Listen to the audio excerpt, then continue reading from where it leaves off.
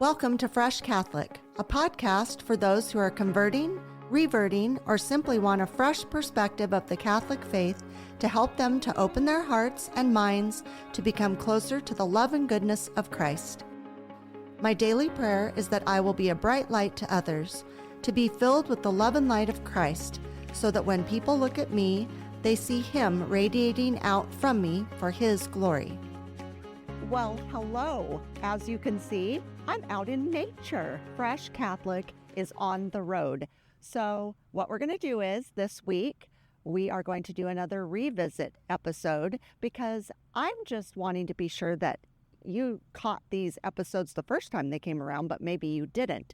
So this week's episode is the truth and beauty of art in Catholicism. So my guest is Damien Walker, and he's from New Zealand, and he comes to talk to us about how important art is in our faith and how it inspires people to want to join the Catholic faith or be a part of it because it just adds to the beauty of our Catholic religion. So tune in, have a listen, share with your friends, and I hope you enjoy my interview with Damien Walker.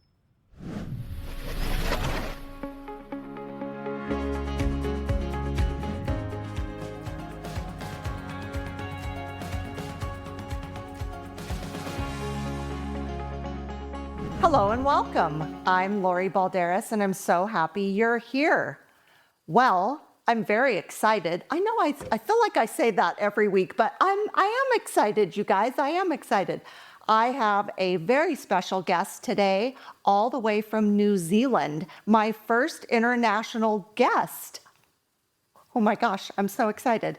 Anyway, I will introduce him in a moment, but I just want to say, already today has been a tiny bit challenging, I must say. And I had a wardrobe malfunction. We've had technical difficulties. We're getting a late start. But you know what, Satan? We got your number, baby, and we're not going to let you take us down. So we know what you're up to. We are going to do this episode, and it's going to be fantastic. So anyway, I would like to introduce my guest, who is Damien Walker, like I said, from New Zealand. How exciting is that? He is and I have notes because I don't want to mess it up, guys. He is the founder and lead artist at the studio of St. Philomena in New Zealand. His mission is bringing truth, beauty, and goodness to the world through art. And his message honestly couldn't be more vital in our current times and situations. Damien believes that art and beauty are essential to the church's mission of evangelization and how we need more than the secular world to inspire and draw us back to faith.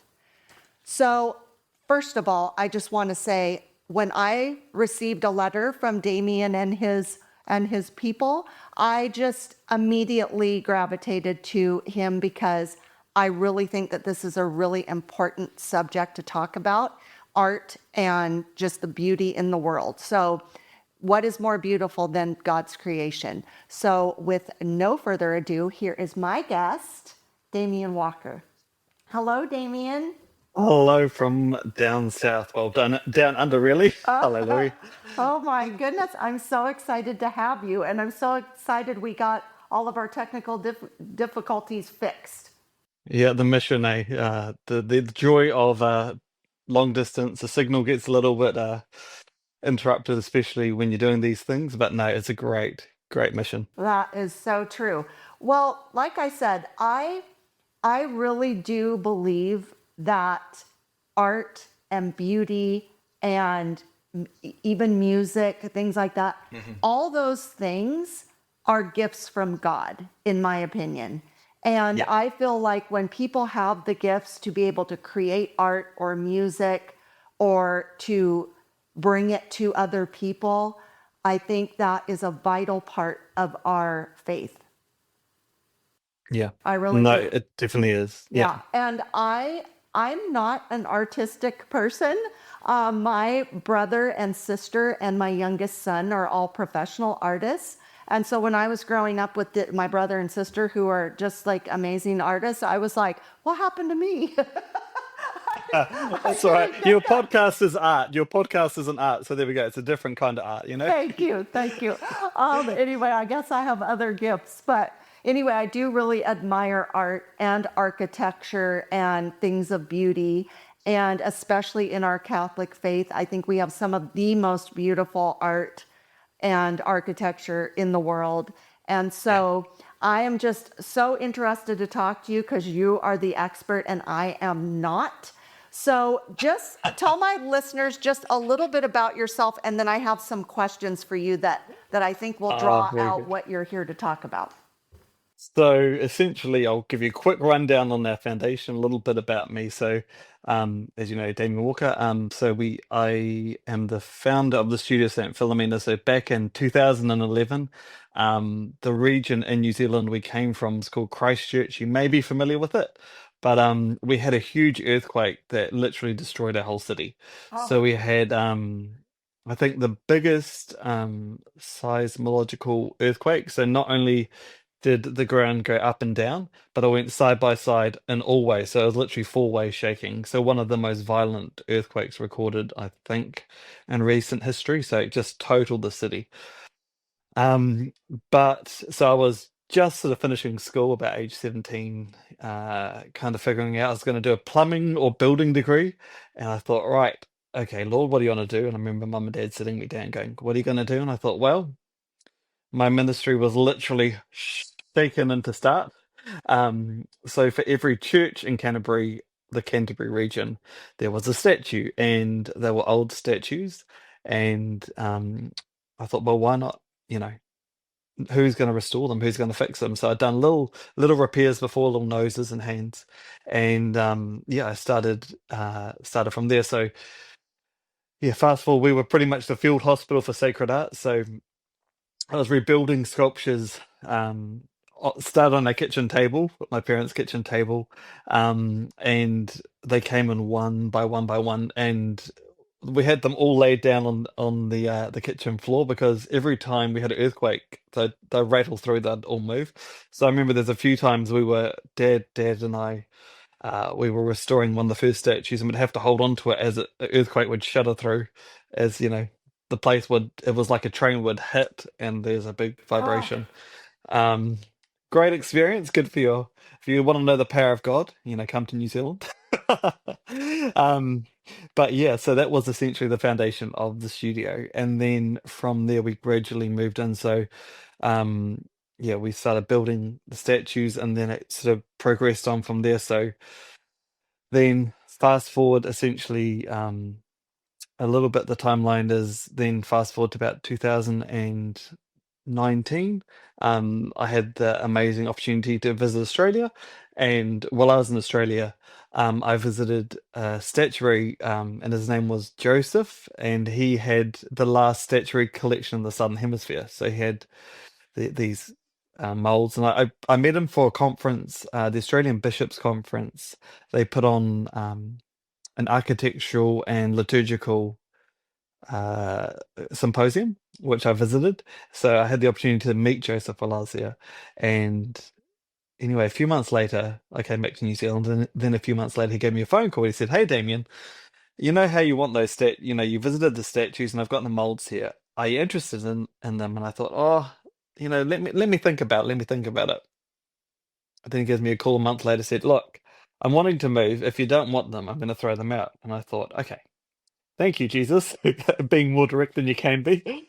So, yeah, 2019, then yeah, and then it was flowed into 2020. So we moved it. So there was seven shipping containers of original Italian molds that are oh, now in the studio's collection. So we've got, yeah, I think 700 sculptures from Saint Michael the Archangel through to Raphael, through to Saint all your saints, but then also um, a few like Winston Churchill, and also then we've got the whole mannequin selection, so all the glove molds and the busts that they used to have the dressmakers on. So we've got a complete a range of different sculptures. oh my Um, goodness. so that's part of it, yeah. So So it's quite a vast array. how big are the how big are they? The Oh, so mold. yeah, so you've got from, 2.5. Now this is where I get confused with meters and yards. Um, 6.5 feet tall sculptures downwards. Oh, So so like yeah. life size. Oh, life size, yeah, huge. Larger than life size, some of them, yeah. Oh my gosh, you Yeah. must have a ginormous place to keep them. Yeah, they currently, yeah. So they're all stacked into the containers at the moment. So we've got, yeah, a few. I've got a few of them. Oh my goodness. That's amazing. So And so you were raised Catholic? yes, raised Catholic, a big Catholic family, amazing Catholic parents, and then yeah, essentially started the mission. Literally started from the earthquake, and then yeah, it's been an incredible opportunity to learn and revive the skill. I mean, in New Zealand doing this specific job. I think I'm the only one that I'm aware of, but there might be others. But yeah, it's a very small field in this part of the world. So is that what you do full time? Yes, I'm a full-time sacred artist. Yes, yeah. Wow. So it's a bit of a mission, but I think it's a foundational. The foundation core of our belief is through beauty, and having the opportunity to revive it is so so important. Right. Um, and I'm reviving kind of the theology because a lot of the images that you see in your churches, Mary in white and blue, they're a little bit sentimental, but we have lost. I would say even post Renaissance, post Reformation, the art back pretty much the Renaissance, it was designed for theology, so as a theological tool, but recently has gone sentimental, if that makes sense. So we've lost the essence of our Catholic culture. So our mission at the studio, my mission, is to revive truth, beauty, and goodness by using the basic cause of our Catholic faith, but reviving the original mission which the church has used art is through as a theological teaching visual means that can point us back to Christ, back to the foundations of our church and back to scripture, and then pointing out from there back into our time. So it's kind of looking outwards, but then going back into, from the early church backwards into ourselves, into knowing Christ and his mother, into contemplation. Wow. It's interesting to me that I think this happens to a lot of people where you think you have one path or you're trying to make a discernment about what your vocation is going to be or what your path is going to be. And then God comes in and like It literally shakes shifts shakes it you or into it. literally shook you. Yeah. But I just always find that interesting because I think some people are born and raised and they kind of have a gift for something and early on Yeah. they know, like my husband Simon, he's always been a creative, since he was a little child and kind of a Yeah. filmmaker since he was a little child. And some people have that, and other people find out later what they're supposed to do. So I find that part of your story really interesting, that Yeah. it was kind of like decided for you and then you embraced it. We'll be right back. What does it mean to live a life of faith? What does it mean to live as a Catholic Christian? Hi, this is Bishop Kevin Sweeney, host of the podcast Beyond the Beacon. Join me as we unravel and discuss the mysteries of our faith, of the church, of living as Catholic Christians. Be inspired by engaging interviews with priests and seminarians, deacons, religious, women and men who live the life of faith day by day here in our Diocese of Paterson, in food pantries and classrooms and parishes and ministry. How is God working in their lives today? How is God working in our lives? Join me as I ask them and be part of the conversation on Beyond the Beacon. Listen and follow Beyond the Beacon wherever you get your podcasts or watch it on my YouTube channel. Please check the show notes for more details. Thank you and God bless you. Yeah. Essentially, I suppose it was from the rubble, um, was the foundation. Yes. Essentially putting restoring art was essentially was giving back to these communities because people don't realize that some of these smaller communities or even parishes, the heart of a parish, the devotion of the parish and a parish's identity is actually quite tied into an image or a devotion. And I mean, some of these statues, I mean, in New Zealand, it's incredible because we are a country of immigrants. It's funny, compared to America, there's a lot of different thought perspectives, but in New Zealand, we are still a very young country. Um, so our images came across with the missionaries, often in hay boxes, um, and they were part of the foundation of the evangelization.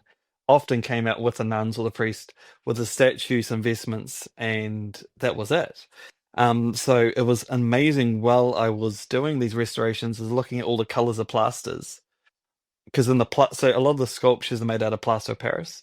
So each region I could almost start to identify where they're coming from, because some of your plasters are a pinker color, some of them are whiter, but then realizing the amazing sisters, and then once you start to learn the story of the art, you encounter the missionary community.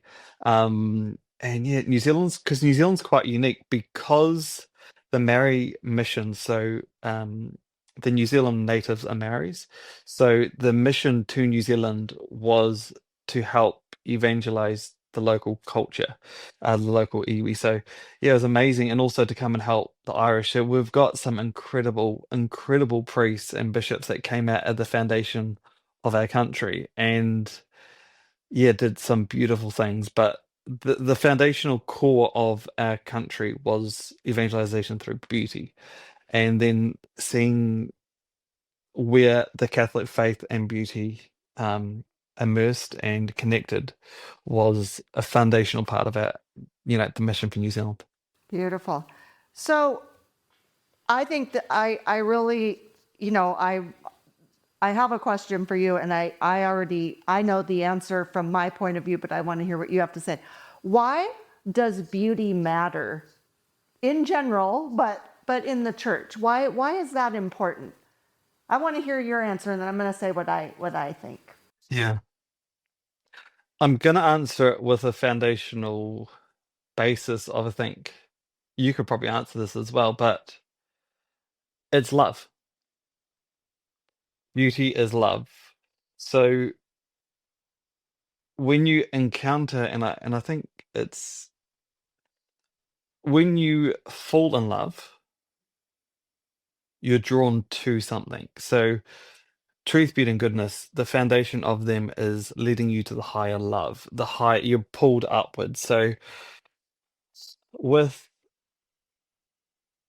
beauty matters for the fact being that when you encounter the beautiful, you go towards it. So you've got two options in life. You can either, when you're encounter, say, your husband for the first time, or when he encountered you as a wife, there's that eros moment. It's the encounter with the face of God or the face of love. So the two of you meet. You've got an option. You've either got the opportunity to engage and go towards, or the option to run away. It's scary. And that's why this is a battlefield going on, because with beauty, it's either leads you in or it repels you. So when you fall in love, you've either got that fear moment of, do I encounter this person and do I meet them and engage with them? And do I contemplate and find out who they are? Or do I run away from them? If you take the risk of engaging in love, you meet them, you court them, you get to know who they are, where they're from, you meet their family, and you build a beautiful relationship. You build a family, you build the foundation, you build a life. And then you get to know each other and you grow in holiness together. Then let's parallel that to beauty in the church. When we encounter the beautiful, it doesn't matter how many homilies a priest can do, it doesn't matter how much we preach. Christ in the incarnation took on matter. When he said, verbum cardum factum est, and the word was made flesh. He physically took on the nature. For us in the church, we are people of that acknowledge that we can take things of the earth and give glory back to God as God came down from heaven. So it's a conversation between heaven and earth, but giving our best and most beautiful back to God. So when we encounter that beauty, it is the eros moment where we are seeing the face of God. So it is what is this? So it's that, what is this? So you can enter a space. This can go through for all the art. So you can be into the most beautiful single, cantor singing a piece of music in a barren church, and it can move you to your essence, to your core. It gives you that moment of, what is this? That awesome moment, or you're awestruck. But with art, or the arts, but I'm going to say sacred art specifically for what I use, is it's that moment where you see the lover, see God, and God is calling us to encounter Him in a deep way. Then when we e- engage with the, what is this? What is this about? What is this mission? What is this thing that I've encountered? What is this? And then where is it coming from? Like, where is this feeling? Where is this emotion? Where is this? Um, what's this about? So you engage with it, you pray, and then that encounter, that what literally taps into the thirst which Christ did, like the woman at the well. The search for truth, the search for goodness in that will at least create a question for someone. And then where is this from? Is the full coming together, um, like the marriage. It's fusing together the two to, you know, realize that you are in the face of the lover, in face of God, that leads us to the contemplation, to the beauty of his church.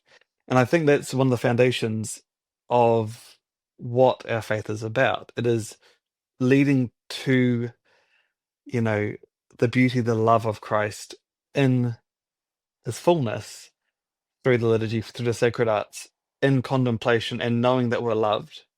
And then the thing is, when you discover that you're loved in a higher love, then we can then use that hope that brings healing, truth, and grace through the revelation of Christ. Beautiful. Yeah.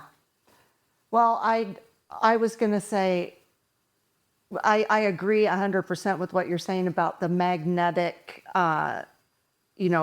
phenomenon of, beauty when you're drawn to beauty, whatever that is, like we're saying, like beautiful music or beautiful art, a Mm. beautiful person, nature in general, Yeah. because it's just so beautiful and awe-inspiring. And I think, beauty is an interesting thing because I think, like they say, beauty is in the eye of the beholder. And some Hmm. people find where something is universally beautiful, where people can all Hmm. agree, okay, that's a beautiful sunset, that's a beautiful, Yeah. things like that. It's you'd have to be a pretty hardened person to not think that certain things, especially in nature, are beautiful. Yeah. And then it comes to be very, what's it called? Where some people think it's beautiful and some people don't. And Yeah. I do think that I am always fascinated with what someone finds beautiful. And Mm. my brother, like I said, being an artist, I remember when I was a child and I would say, oh, I don't like that painting. That's ugly, or that's not good. And he'd say, you can never say that about someone's art because it's their art Yeah. and it's their feelings, and you might not care for it, but you shouldn't say those things because it's a beautiful piece to them, which Yeah. I thought was good. I'd never forgotten that, and I was pretty young when I Yeah. when I said that. But I really do believe in. I'm a convert, so I converted to Catholicism, at age 49, and interestingly enough, what drew me in was I went into a church in Canada, a Catholic church. And what drew Wow. me in was the architecture, the beauty of the architecture.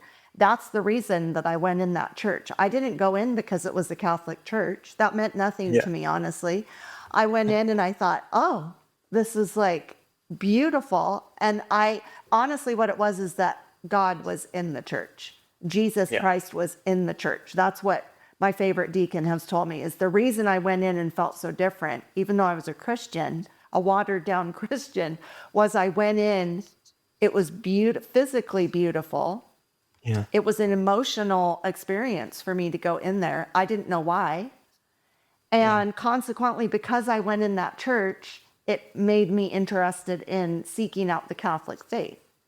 Mm. And to me, that's like you're saying, being drawn to that, that love. Yeah. And now I'm just, anything that has to do with Jesus, I'm very drawn to because I love him Yeah. so deeply. So I do think that, I know this might be not a popular thing to say or a nice thing to say, but I truly believe that the Catholic churches are the most beautiful. And I Yeah. think, we have so many things in our churches that's one of the things I love about it. You go into a Catholic church, there's certain things you can count on. There's going to be a crucifix. There's going to be the Stations of the Cross. There's going to be statues. There's lots of visual things. Yeah. There's so many senses that you use when you're in the Catholic faith. I think in contrast to other religions, but I'm not in other religions, so don't come after me and tell me I'm not quoting that right. But I do think that that's one of the things I appreciate about the Catholic faith is that there is such a profound beauty in everything around you. So I think it does draw you in. It draws you to the Lord. It draws you to, it just like makes you want to be a part of that Yeah. naturally, I think.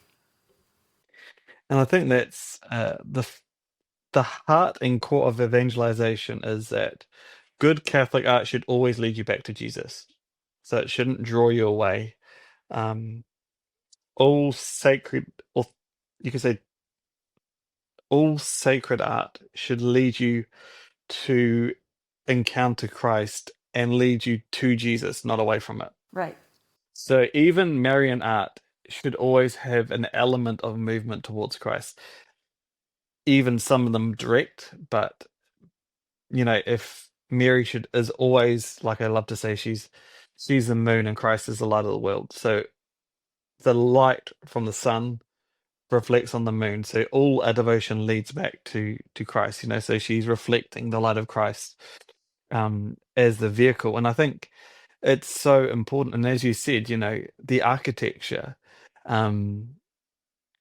when you realize that the church is like the garden and all the architecture that you're entering into the new garden, and it's the revelation of Christ in the church, but it's also the temple, the holy of holies. It is the experience of walking through generations of history, of sacred art, of ideologies, of well thought through theology that leads us to this point that yes, we are brought into a church, but we're in motion leading towards heaven.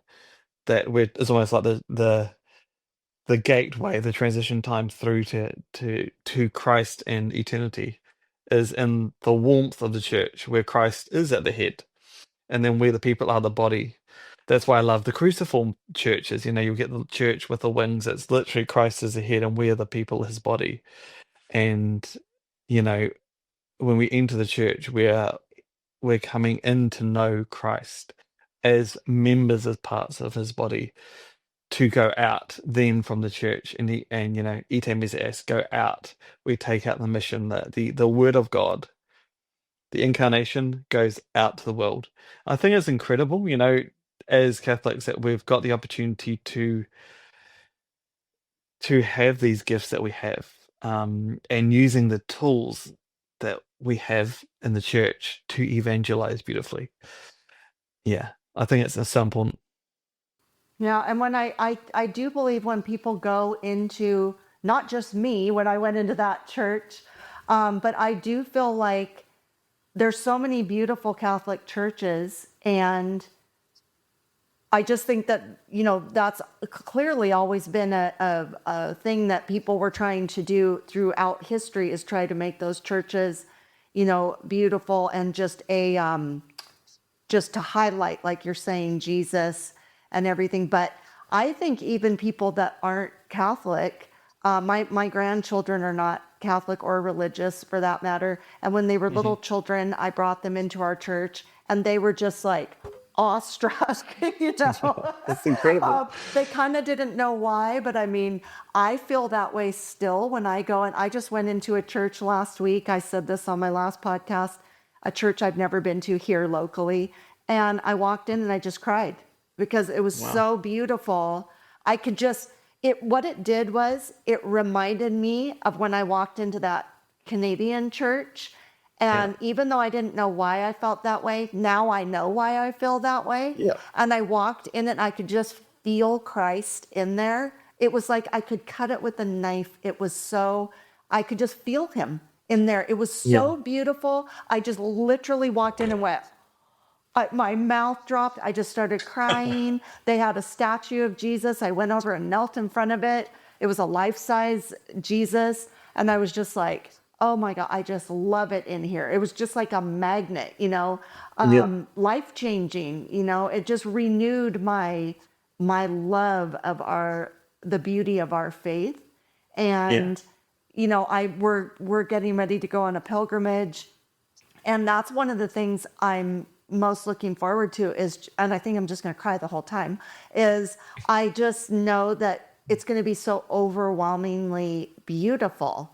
And seeing these works of art and these things that just, you know, are illuminating my love of Christ. So I just can't wait for that. And if I could work like you do on religious art all day, I'd be so happy. But I'm not excited. So before we move on, we're going to have to take a quick break. So hold that thought. And Hold that thought. Okay, so we'll be right back. Have you ever wanted to witness the miraculous and walk where saints have walked? This is your chance. Join me, Lori Balderas, host of Fresh Catholic Podcast, and Father Matthew Miguel, as we walk with you through Italy's most sacred sites. From the Eucharistic miracles of Lanciano and Orvieto to the peace of Assisi, your heart will be transformed by these extraordinary moments of grace. You'll walk the hallowed streets of Rome, step into the history of the Vatican, and witness the places where faith has flourished for centuries. Each stop deepens your journey. Each miracle renews your soul. We invite you to join us on an unforgettable, life-changing experience. Join us and let your faith come alive in Italy. And we're back. Okay, Damien, next question. Why is liturgical integrity important?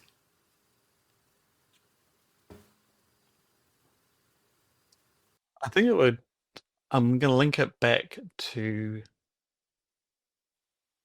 what we were just talking about before. I think liturgical integrity is an important part of the church. And also, I think it's the fundamental mission of our faith is the liturgy. So the art in itself, the liturgical art, should draw us back into the liturgy. So if it's a trifecta, really. So you've got when we give the best back to God, if we focus it more, going back to that core mission of if we truly want to give the best back to God, like they did in the temple, the gold, the incense, the smells, the bells, the whole lot.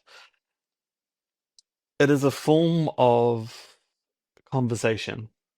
The liturgy is a conversation between God the Father, the Son, the Holy Spirit, sending down to humanity to touch the lives of us and bring grace and healing that comes with it and hope. So in the liturgy, what the purpose of the liturgy, Sursum Corda, lift up your hearts. I think the goal is to, with beautiful liturgical practices and giving beauty back to the liturgy through the arts, through the sacred music, it's an incredibly powerful means of evangelization. The sacred art, so we'll start with art. Art leads you into contemplation. So it leads you in. The music leads your minds upwards, the art leads you into contemplation, and the the Eucharist draws you into the encounter. So it's a triangle. It's constantly moving. And I think it's a fundamental part of our faith, because if you think of this, we've got the Trinitarian symbol as well, and it's also the love symbol. It's understanding that by giving our best to God, He can do so much with it. And I think, the power of beauty through the liturgy and the revival of beauty in the liturgy is a fundamental part of our faith. And I think the more beautiful and the more beauty that we can give back to God, the best of our materials, um, it will it allows space for parishes and communities to be, just to be, in the essence of going into contemplation and actually having an encounter, to be able to sit in a space that is sacred and let the liturgy wash over us. It's very powerful. It's a very powerful tool, and it's living, because when we're immersed into sacred liturgy, we are moving. Time freezes, and we're just we're facing God. It's the encounter where God and heaven comes down to see us, and we meet and we join, and we can just be. And for me, if you look at that from the integrity part of it, it's crucial.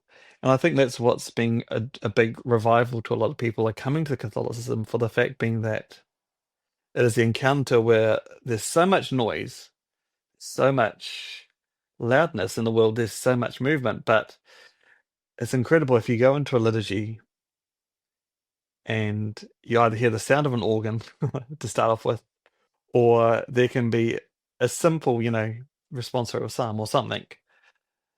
That sound, that moment, that tone takes you from the world, and you know that you're somewhere beyond yourself. It's not the sound of the world. These are the sounds that elevate you. And I think, there's something beautiful with our faith, because we're living, our faith is living. But, people, you see them, they take the statues in procession, honoring the saint or Christ. But then you'll get a Corpus Christi procession, the movement. It's a living faith. The church isn't designed to be stale. It's moving. It's alive.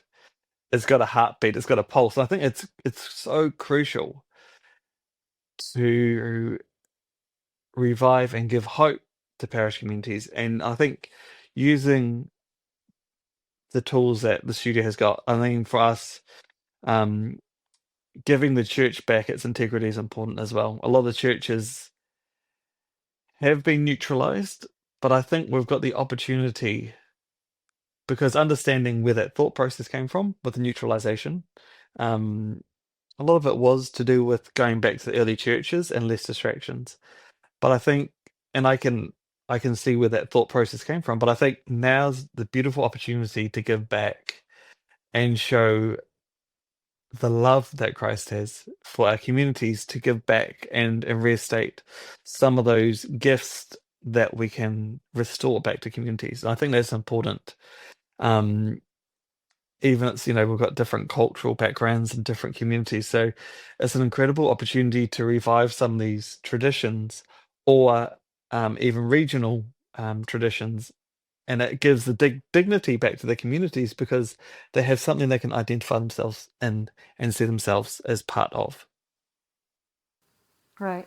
Well, I know that Simon and I both feel like our Catholic faith and like going to our Catholic Mass, one of the reasons we love it is we believe it's just very traditional, very reverent. It's different. I was a Christian, a Protestant, and looking back, I now think it was just so watered down. It was a lot of noise. It was a lot of socializing. It was kind of there for the wrong reasons. Like not that I was doing this, but a lot of people were like, well, what is she wearing? Who's with who? Yeah. Like they'd be chattering away, or there's a lot of, kind of jarring music, or, it's, am I at a rock concert or am I at church? Some people that works great for, and not downplaying that. I'm all for whatever your faith journey is. You should, whatever gets you to Christ is none of my concern or business. I just want everybody to go to Christ. And of course, I'd love everybody to be Catholic because I love it so much. But, I just like what you're saying is that I believe in our faith, everything has a reason. Everything has, like you're saying, everything draws you back to Christ. Learning about our faith, knowing why we do what we do. Why, what, when, where, why are we doing all these things? There's a reason for everything, which in my opinion makes it way more beautiful, way more meaningful. It helps me to have a better relationship with Christ. It helps me to seek him out. And I love being, in the church. Being in nature is great, but I love being in the church, and I know he's in there. He's out in nature as well. I know everybody. Don't come at me, but it's more that I know he's in the church. I love the traditions. I love that he started the church. That means a tremendous amount to me. It's his church. It's his way. He's the way, the truth, and the life. It's not Fred's church. It's Jesus's church. I just love all that. I love to be submerged in it all. And, that's why I do feel like some people, even when they wander into a church, in a Catholic church, they can feel it. They can feel that beauty. They can feel the history of it all. Like you were talking about, the church is a living thing. It's a living, breathing thing. It's not something that, like you lock the doors and it stops. Being Catholic to me is a lifestyle. It's an all day, every day. I don't turn it off and on. Some people wish I would turn it off. I'm not going to. No, but I agree with what you're saying. And I do think, the liturgy is very important. All these things are important to our faith and drawing people closer to Christ, of course. And I think especially with young people these days, it's like a magnet, I think because it's so fast, the world is so fast, there's so much overloaded information and overstimulation that you don't have the time to be. And that's essential, people don't know how to be. And, Jesus went into the desert for 40 days. People forget that Christ went into contemplation. So that's why I think there's great hope, especially in America. It's less so down where I am, but a lot of parishes in the states I know have got adoration chapels, and I think it's giving people the opportunity, America and Canada, but they've got the opportunity to be and pray. And I think, it's interesting. I was involved with a youth group, one of our local parish youth groups a few years ago. And it's interesting. Now's the time where young people are searching for the truth, and that there's not that time to.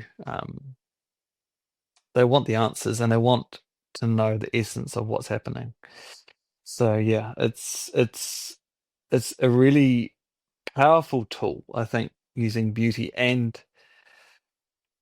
knowing your faith that you can be able to have the opportunity to respond to them, because you've got a very short window. If you can't respond to them in the correct way, it's very difficult because they're gone. But I think using Wait, you mean the children, like the young people. So I would, to clarify. So but in a youth group, this was from my experience of talking to them several years ago. But I think they're searching for the truth, and they know it when they see it. We had quite a few families come into the faith during our youth group years, and it was incredible just seeing how on fire these kids became. But evangelizing through using the things in the church. So you can give a whole talk pointing at the crucifix or the visual aids, because my words are only words, but you add a rich tapestry of visual elements to it and point out, this is what I mean, and this links to this, and this links to this, and this links out to this. They get it so fast, you know. Well, and again, it goes back to a lot of people that were raised in the Catholic faith. Many of them don't know why they're doing what they're doing. They just do, they just kind of go through the motions. Excuse me.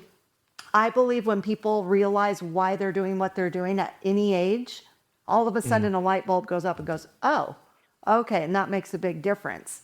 And I think you're right that the youth or young adults, they all want answers. They all kind of want their answer. The world is telling them all sorts of crazy things, lies and misconceptions. And,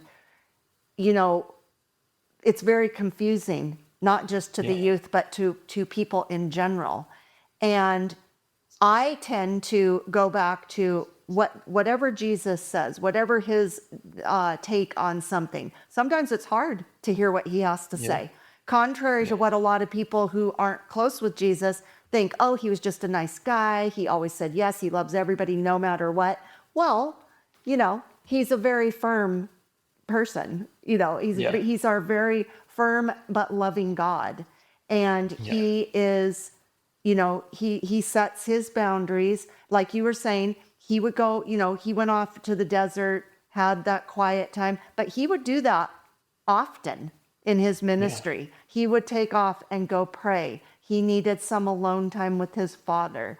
In this day and age, everybody, not just youth, they're also consumed, as we all know, with everything. But having that quiet time of contemplation, meditation, prayer, where you're blocking everything out.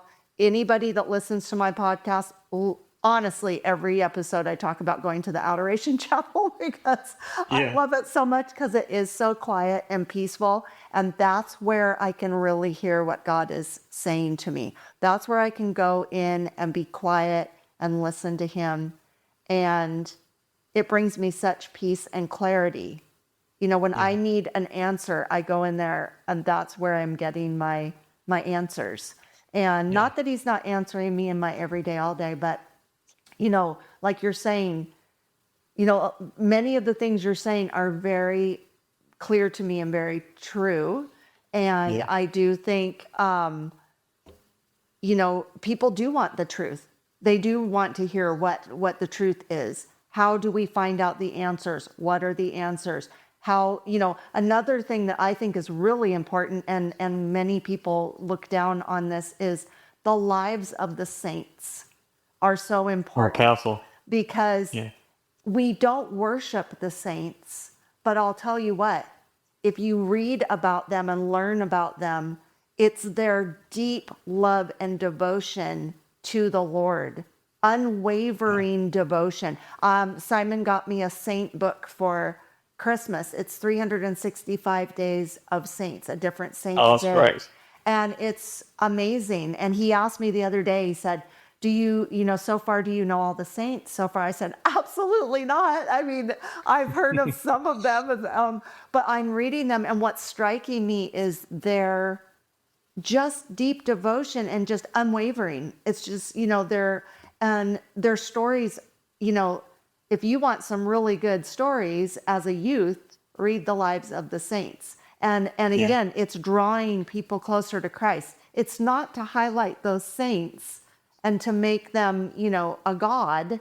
It's that they're good role models of how we should be living our lives, because we all want to be saints. I know I want to be a saint. That's what I want to be when I grow up.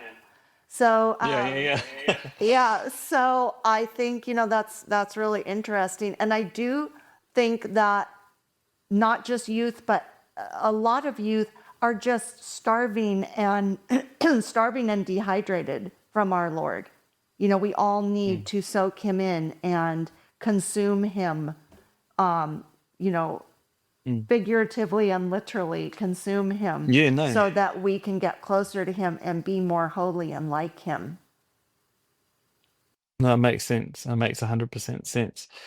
And I think, you think the woman at the well, when she encountered Christ, that thirst that he untapped in her. And I think everyone, we all are like her. We've got that thirst for God. And if we don't know we're thirsting, how do you know you're thirsty? But then you have that first sip, and then it's the wave that hits you of rehydration. It's that wow, what is this? And you are forever thirsty, as opposed to not thirsty at all. And I think that's what we have got. That's why Catholic faith is so beautiful, because you can taste and see the goodness of the Lord. But not just that, we can then use these incredible tools to evangelize. I think, and the saints are very powerful. Many people are like I say, starving and thirsty, but they're seeking out the wrong thing. Yeah. Have you ever been thirsty and you'll drink something else and you'll think, well, that didn't satisfy me at all. I would really just like some water. That's what's going to satisfy me. Or you eat something that's not nutritional, isn't nutritious, and it just leaves you feeling awful. And when you have something that's really healthy and good for you, you tend to feel better, So I think we're all seeking something, but people get off track. They seek out the wrong thing, and then, God willing, they'll circle back around. God's a magnet, Jesus is a magnet, and they will, be fulfilled with him. I mean, he's really what everybody's looking for. They just don't know it yet, if they haven't already encountered him, Yeah. Many people reject him, because they don't think that he's it. But most people, if you ask them, what are some of the things you want in life? They'll say things that just aren't important. But ultimately, at the older you get, pretty much all you want is peace. I know that's what I'm seeking. I used to want things. I'm seeking peace at this age. So, and I think we want that for everybody, to feel peace and love. And, like you're saying, everybody wants the truth, but a lot of people can't handle the truth. And I think that if you think about it, like, I was painting the other day, and it kind of dawned on me, like, as we go through life, our faith journey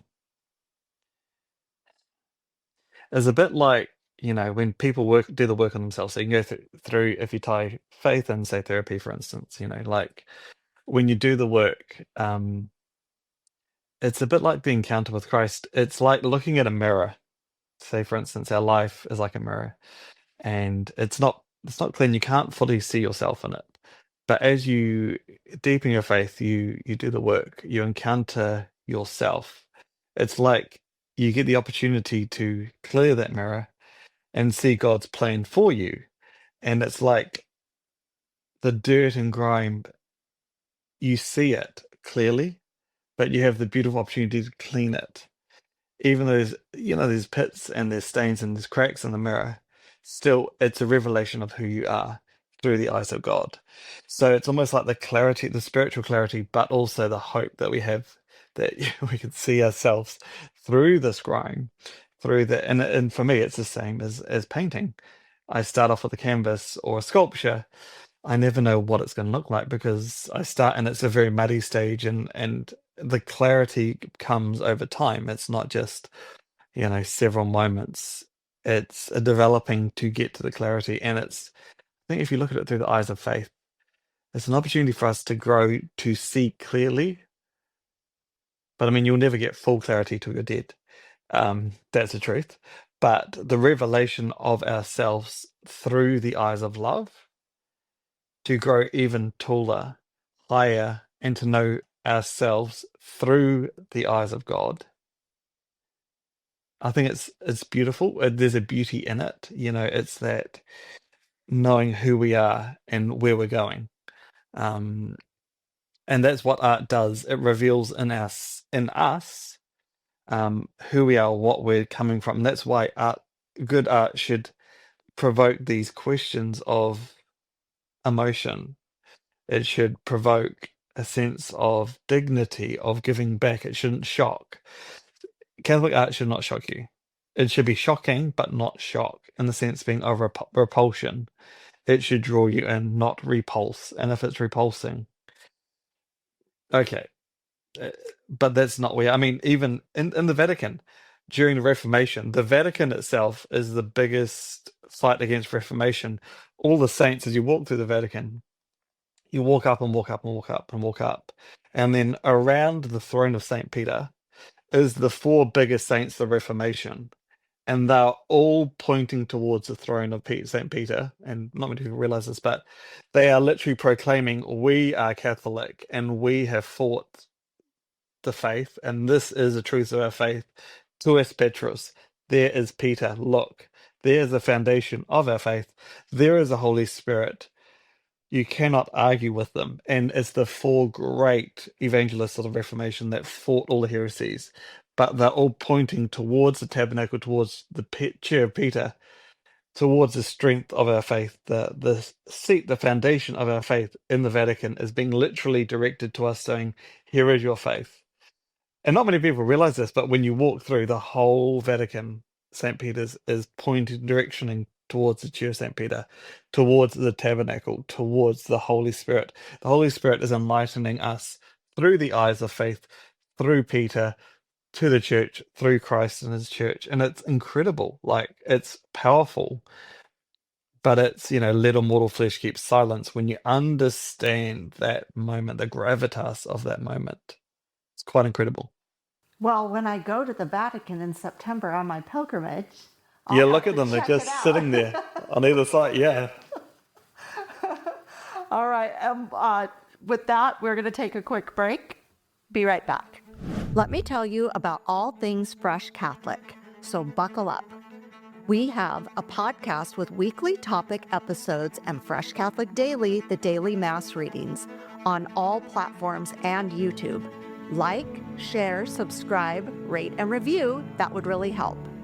Our website, freshcatholic.com, has an online store with merchandise and coffee, a blog, comics, info about our pilgrimage to Italy in September of this Jubilee year, and Fresh Catholic courses with educator Charles Merritt, including the Hail Mary, the Our Father, Sin, Sacraments and Grace, Advent, Angels, and Virtues. We're on Instagram and Facebook at Fresh Catholic with short videos every day. Email me at lori@freshcatholic.com. I'd love to hear from you. And please consider becoming a Patreon or sponsor to help support our mission of drawing people to the faith or back to the faith. Phew! Spread the word and join the fun. Thanks so much. Bye. And we're back. Okay, Damien, I would like to know, we're going to wind down the episode a bit, but I'd like to know, tell us how you're preserving precious religious art. Tell me about that. Well, that's a good question. It's a diverse range. I think currently, one of the main things that we're sort of preserving is reviving, a new style of art that hasn't been seen in the church yet. And I think what I would, the mission that we're trying to revive is beauty. So currently what we are doing in the studio is doing full church fit out. So we're going into communities and being able to work alongside a parish or a priest, and be able to give them the opportunity to see with a new vision what we can offer. So, like if it's new flooring and new statues, but yeah, reviving the beauty of the churches. And that's, I suppose, part of our mission. And then also, I think, preserving it. I mean, obviously the studio is in itself is like a big museum in itself of preserving the sacred art. But yeah.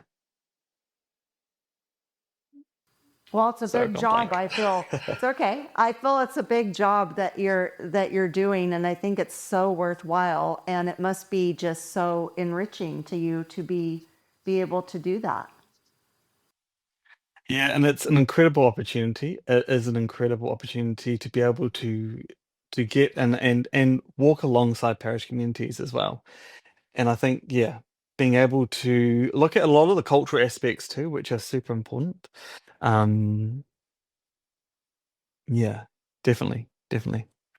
So, do you have anything that like what I would like to know is what has been your favorite thing to work on that was the most fulfilling for you so far? Okay, right. So, one of my favorite projects so far, probably one of my most profound projects, would have been the Our Lady of New Zealand. That definitely would be one of my biggest projects that we did. So in 2020, our bishops in New Zealand commissioned a new image of Our Lady. Um, and it was there was quite a bit of division around lockdown, and they wanted to find a way to bring peace and dialogue into our country. So they ran a competition, and by the grace of God, I won the commission, and so we started a full process into looking at what the foundation of our faith was through the eyes of the first Catholic bishop in New Zealand, Bishop Pompelia, and then seeing his um, vision for the country, and then how we can use his original cause of evangelization, his skyrocket moment, to bring the foundation of the mission through to these times, which is quite a challenge. So yeah, so I had the privilege of spending time with the local Maori people, and did a consultation, and we created and developed a brand new image for our country, Kohata Maria. And yeah, so we worked alongside tribes, the local tribes that had an amazing advisor, Anthony, and he helped me get the elements of Our Lady, which is looking at Our Lady from a New Zealand aspect, which is very different. So when the image was finished, Our Lady went on a full tour of the country. So the bishops reconsecrated, rededicated our country to Te Araha Maria, to Mary's Way. And then after that, the trip, it went on a full pilgrimage around the whole country. So 400 stops in just under 340 days. So every parish, the image was Our Lady went to, and they rededicated the parish, and they rededicated the communities to Our Lady. Then on 2021, in August 15th, the whole country was put under Our Lady, and they elevated the church to national shrine, and so she is now our national image of New Zealand. Oh wow, gosh, that's amazing. So yeah, so Our Lady's got a mysterious way of working, but they didn't tell me all of that when we began the commission. But yeah, That's really something. So before I let you go, is there anything that I didn't ask you that you wanted to say or anything you'd like to promote? I know we're going to be putting a link to your website on in the show notes, so people can look you up. And, is there anything you need? Are you looking for, donations or funding, or do you have any projects coming up that people might be interested in that they could see at your website? yeah. So we're just doing a full website revamp at the moment. So yeah, we've got a few projects coming up in the States that you'll be able to be aware of. So they'll be linked in the show on our website. So keep an eye on there. And yeah, we're just in the process of kind of setting up a bit of a mission for the studio and protecting the sacred arts and a revival. So that will be in there as well. So you'll be able to, that section will be coming up on our website shortly. But yeah, like as I said, our mission is international. So if any parishes or communities or homes are looking for something beautiful, we're definitely there to assist. I mean, our mission is international. So even though we're based in New Zealand, I travel a lot with my work. So, we do sacred art for any community. It doesn't matter the size or that. But yeah, our mission to evangelize is a fundamental part of our ministry. And I think being able to have a place, my long-term goal is to be able to have a beautiful place to support the arts and for New Zealand and for the world. So that we'll have some more information on our website about that shortly. Excellent. Well, gosh, I'm so happy you came today, and we made it through. Like, Satan didn't win today. We got to do our episode. So My mission. I know. So I really appreciate you reaching out. I'm so happy that you became a guest, and we will put a link in the show notes to your website. And I just thank you so much for coming today. It's been an absolute joy, and thank you for your time. It's really amazing. Thank you so much. All right, everybody. Thank you for coming today. Thank you. Love you. Bye. Thank you for joining me today. Now go out and be a bright light in someone's life. And remember, be focused, be faithful, and be fresh.